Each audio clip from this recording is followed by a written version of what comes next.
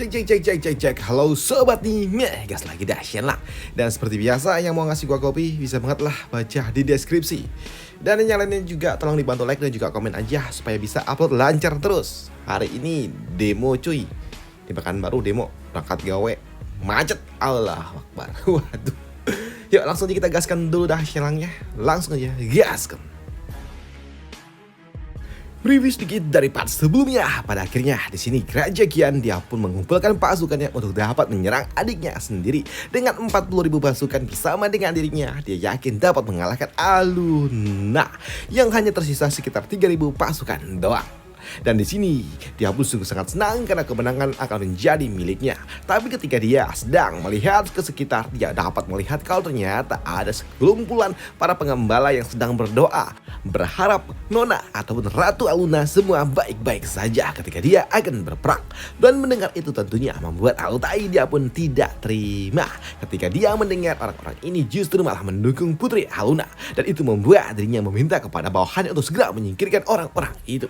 Tapi ketika dia akan melakukannya, di sini dia pun dihentikan oleh para gadis-gadis yang berasal dari keluarga asuh. Mereka mengatakan kalau itu tidak perlu untuk dapat dilakukan, fokus aja dengan Aluna. Dan untuk orang-orang ini biarkan aja, dan mereka semua juga akan kembali bergabung dengan mereka nanti setelah mereka berhasil menaklukkan Putri Aluna. Dan setelahnya kini Raja Kian dia pun pergi berkeliling sebelum memulai aksi besarnya besok pagi. Namun ketika dia sedang berkeliling, dia pun bertemu dengan Sujian. Dan di sini Sujian dia pun ternyata sedang santuy, yang membuat Raja Kian dia pun bertanya lagi ngapain. Dan Sujian dia mengatakan kalau dia sedang melihat bintang karena dia memiliki hobi untuk dapat melihat bintang. Di sini terjadilah pembicaraan yang nggak penting di antara mereka berdua, cuman bla bla bla bla bla bla. Ya intinya nggak penting lah. Dan di sini untuk Raja Altai dia juga mengatakan kalau mereka akan menjadi keluarga, yaitu keluarga Asuh dan juga kerajaan ataupun keluarga Aru. Namun di sini kenapa Sujian tidak mau mendekati ataupun menanamkan benihnya dengan mereka, orang-orang yang berasal dari kerajaan Kian ataupun keluarga Aru, yang membuat di sini Sujian gak punya pilihan lain selain harus menanamkan benihnya. Dan benar saja ketika mereka sudah berpisah pada malam hari ini juga, Sujian dia harus bertemu dengan adik dari Raja Kian. Dan di sini dia harus menanamkan benihnya. Di sini sebenarnya dia gak suka karena walaupun wanita ini sangat cantik tapi bau, hingga membuat Sujian dia pun benar-benar kesal dan terpaksa harus melakukannya. Bau, cantik bau. Ucap dari Sujian. Dan pada pagi harinya di sini Altai dia pun melihat kalau pasukannya sudah bersiap-siap untuk dapat menyerang tempat di mana adiknya tinggal, di mana Aluna tinggal. Dan dengan komando yang dia miliki, 40.000 pasukannya akan segera menaklukkan saudarinya. Dan dengan itu semua dia yakin dia dapat menang. Dan di sini dia langsung memimpin pasukan itu secara pribadi. Namun ketika perjalanan menuju tempat di mana Aluna tinggal, di sini dia pun menghentikan iring-iringannya ketika dia melihat ada ribuan orang datang mendekatinya. Dan ternyata itu adalah pasukan dari si botak ini dan juga Grandmaster ini ataupun wanita ini. Namun melihat si botak itu datang bersama dengan wanita cantik, tentunya menotis bagi Altai. Dan untuk Altai dia pun bertanya mau apa dan siapa orang-orang ini. Tapi ketika dia melihat lebih detail, ternyata ini adalah si botak. Di sini Altai tahu siapa si botak itu.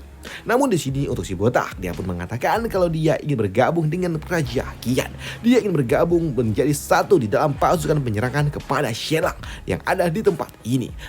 Mendengar itu tentunya membuat Altai dia nggak menyangka kalau ternyata ada Shelang. Yang tentunya membuat Raja Kian dan juga Sujian dia pun sungguh sangat senang mereka dapat menjatuhkan Shelang di tempat ini. Apalagi saat ini mereka memiliki 40.000 pasukan yang membuat mereka yakin kalau mereka dapat memenangkan ini semua. Dan benar saja kini mereka pun tiba di depan gerbang benteng di mana Aluna tinggal. Dan untuk Aluna dia pun langsung memimpin pasukan penjaga untuk dapat menghentikan para orang-orang jahat itu. Dan ketika mereka mendekat di sini, Aluna tanpa basa-basi, tanpa pikir panjang, dia meminta kepada pasukannya untuk dapat menyerang. Dan benar saja kini orang-orang itu juga mulai terkena serangan yang diberikan oleh para pasukan penjaga. Dan untuk Raja Altai dia pun tahu walaupun mereka kuat tapi mereka semua kalah jumlah. Dan dengan 40.000 pasukan yang ada bersama dengan dirinya, dia yakin dapat menaklukkan saudarinya. Sedangkan di sisi lainnya di kota Tianfeng saat ini pasukan kerajaan Wu mereka telah tiba di kota ini, dan di sini dia bertemu dengan tuan kota siapa lagi jika bukan Xiao Hao. Dan di sini perwakilan ataupun kapten ini dia pun bertanya kepada Xiao Hao bagaimana kekuatan tempur dari armada laut yang dimiliki oleh keluarga Jin. Dan untuk Xiao Hao dia mengatakan kalau keluarga Jin mereka semua hanyalah para kepiting darat. Mereka semua kepiting darat. Mereka tidaklah sekuat itu di kapal. Mereka tidak kuat di armada laut. Ujar dari Xiao Hao. Mendengar hal itu tentunya membuat orang ini dia pun sungguh sangat senang karena mereka akan beristirahat sejenak di kota ini sebelum melakukan aksinya pergi menuju tempat di mana kota Nuzhou berada, menaklukkan kota Nuzhou dan seluruh wilayah maritim timur. Dan di sini untuk si Xiao Hao dia juga akan memimpin pasukannya untuk segera menaklukkan keluarga Jin kota Nuzhou, merebut kembali kota Nuzhou dari keluarga Jin. Dan ternyata di waktu yang sama ada sebuah kapal yang cukup besar datang berlayar dari kota ataupun kabupaten Jian menuju kota Nuzhou. Dan ternyata itu adalah kapal yang dinaiki oleh Kamar Dagang Tiando bersama dengan beberapa orang kultivator ataupun seniman bela diri. Dan ternyata salah satu dari mereka adalah orang wanita yang terlihat cukup ya agak tua tapi cantik juga, dan dia ternyata adalah master dari Wang Fei yang sebelumnya bersama dengan Xilang itu loh yang mukanya agak jelek. Waduh. Dan di sini tante ini dia bernama Lin Shan dan dia adalah seorang master yang sangat amat luar biasa dalam hal seni bela diri. Walaupun memang dia nggak sekuat si Nona Xuyin ataupun si gadis dari kerajaan Chu, tapi dia juga sangat kuat dan dia adalah seorang master sekte. Walaupun memang banyak murid-murid dari sektenya juga telah ditikung oleh sekte-sekte lainnya, dan itu semua terjadi karena memang sekte mereka miskin. Waduh, fasilitasnya nggak memadai hingga sekte mereka hampir aja runtuh. Tapi beruntung mereka disokong oleh Kamar Dagang Tiando hingga membuat mereka setidaknya dapat terus bertahan. Dan karena mereka didukung oleh Kamar Dagang Tiando, tentunya ketika Kamar Dagang Tiando meminta bantuan dari mereka, mereka juga nggak mungkin menolaknya. Mereka juga harus membalaskan budi. Jadi mereka datang atas permintaan dari Kamar Dagang Tiando. Dan di sini gadis ini, tante ini dia sangat amat rusuh, sulit untuk dapat dikendalikan. Dia benar-benar wah, udah kayak kucing garong. Waduh, wang dari tadi repet-repet doang yang membuat Ratu ini dia sedikit kewalahan ketika dia harus menghadapi singa betina ini. Waduh, tapi dia sengaja dan juga harus membawa wanita ini dan juga anggotanya karena dia harus melindungi patriark keluarga Jin. Dia harus melindungi keluarga Jin dari orang-orang kerajaan Nu, karena dia tahu jika saja kota Nuzhou jatuh ke dalam para bajak laut dan juga para kerajaan Wu, maka tentunya itu akan membuat Kamar Dagang Tiando akan sangat amat merugi. Karena Kamar Dagang Tiando telah berinvestasi yang sangat amat besar di tempat ini, dan mereka akan kehilangan hak untuk dapat menguasai perdagangan maritim timur. Dan jika itu terjadi, maka Kamar Dagang Tiando benar-benar bakal hancur. Ujar dari orang tua ini. Dalam arti lain, dia bawa orang-orang ini untuk dapat membantu melindungi keluarga Jin dari kerajaan Wu dan juga si bajak laut. Sedangkan di sisi lainnya, benteng dari Aluna pun dapat ditembus, yang membuat kini para pasukan kerajaan Qian mereka dapat maju menembus pertahanan yang dimiliki oleh Aluna, dan tentunya membuat mereka semua senang. Dan ketika mereka semua mulai maju di sini, mereka pun menghadapi sesuatu yang sangat gila karena dalam sekejap beberapa ratus orang langsung tumbang hanya dalam satu gerakan, yang tentunya hal itu menotis bagi mereka semua. Dan untuk Raja Qian, dia tahu ini semua adalah ulah dari Dumi, dan tentunya membuatnya sungguh sangat kesal. Dan begitu juga dengan si tante ini, dia sangat kesal dengan Dumi, tapi dia juga tahu kalau Dumi sungguh sangat luar biasa. Dia memiliki bakat yang sangat amat edan, dan dia juga berharap andai saja Dumi dia terlahir di wilayahku, aku akan mengajarinya, aku akan mendidiknya.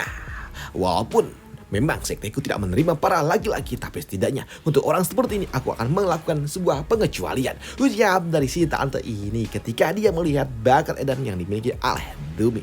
Namun di sini untuk si botak, dia pun kesal ketika dia melihat Dumi yang memang sangat luar biasa edan, dan dia meminta kepada gadis yang ada di sebelahnya untuk dapat membantu dirinya menyingkirkan si Dumi itu nanti. Sedangkan di sudut lainnya saat ini Pak Tua Li, ketika dia melihat aksi yang diberikan oleh Dumi membuatnya sadar betul kalau Dumi sangat luar biasa edan, hingga membuatnya pun berpikir kalau sepertinya ini terlalu edan. Bahkan Dumi dalam satu gerakan aja dia berhasil menjatuhkan lebih dari 200 orang. Dan untuk diriku, aku bahkan nggak bisa melakukannya. Dan jika aku melakukannya paling cuma 50, itu juga bagi dua sama istri dari Dumi, pikir dari Pak Tuali. Hingga membuat dirinya berpikir kalau sepertinya mereka yang berarti seni bela diri aja nggak bisa sekuat Dumi, walaupun Dumi sendirinya dia cuma asal-asalan doang. Hingga membuatnya berpikir kalau sepertinya percuma berlatih seni bela diri jika bertemu dengan orang seperti ini. Ucap dari Pak Tua itu. Sedangkan untuk Shelang Ho, dia pun memang menyadari betapa mengerikannya Dumi. Waduh, dia benar-benar edan. Ucap dari Shen Lang ketika dia melihat saudaranya ini, saudaranya ini benar-benar edan seperti itu.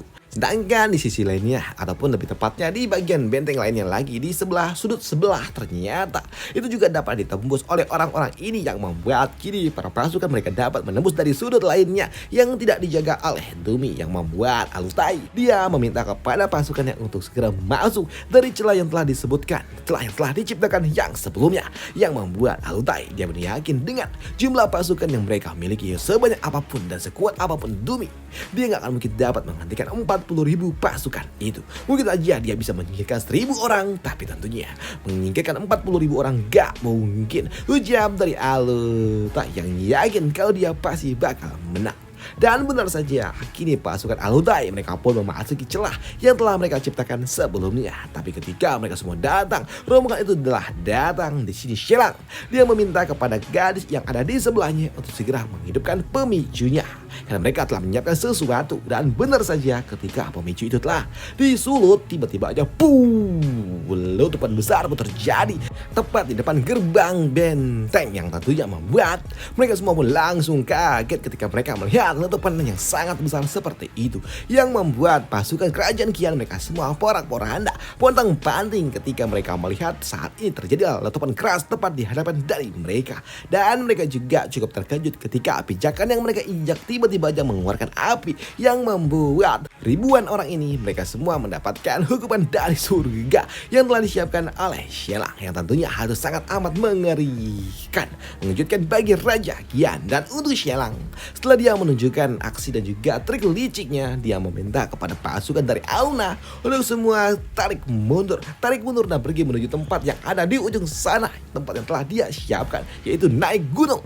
Dan tentunya apa yang diucapkan oleh Shelang membuat Auna dia pun bingung kenapa Shelang malah tarik mundur, apalagi mereka akan naik ke tempat di mana kuil gantung berada, dan itu adalah tempat yang sangat amat berbahaya. Nggak ada apa-apa di sana cuma dingin doang, yang membuat Putri Auna dia mengatakan kalau mereka nggak memiliki sebuah persediaan, dan jika mereka pergi ke tempat itu mereka semua hanya akan membeku atau mereka semua akan kehabisan makanan dan juga meninggal.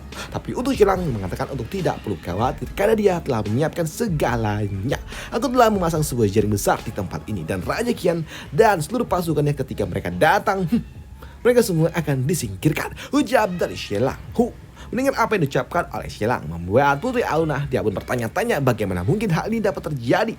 Tapi dia juga tahu kalau Shelang gak pernah berbohong, membuatnya pun yakin kalau semua pasti akan berjalan dengan benar. Baiklah, kalau begitu aku akan mengikuti semua bualanmu, ucap dari Putri Auna yang akan ikut dengan Shelang mengikuti rencana dari Shelang. Dan mereka semua akan pergi menuju tempat di mana kuil guntung berada, dan itu adalah sebuah tempat yang memang sangat tinggi, jauh ada di atas gunung salju. Bahkan untuk dapat membuka jalan ke tempat itu aja sulit, membutuhkan ribuan orang untuk dapat membangun tempat itu, dan jumlah korbannya juga banyak ketika para kuil-kuil botak ataupun si botak-botak itu membangun tempat itu. Dan untuk Shelang dia akan menjadikan tempat itu sebagai benteng pertahanan dari pasukan mereka. Dan jebakan apa yang telah disiapkan oleh Shelang untuk menghadang 40.000 pasukan itu akan kita bahas di part selanjutnya. Dan apakah Shelang dia akan membuat mereka semua naik ke atas sana musuh-musuhnya, atau mereka malah tarik mundur? Waduh, kita bahas di part lanjutannya aja, oke? Dan sampai jumpa di part lanjutannya. Bye, thank you.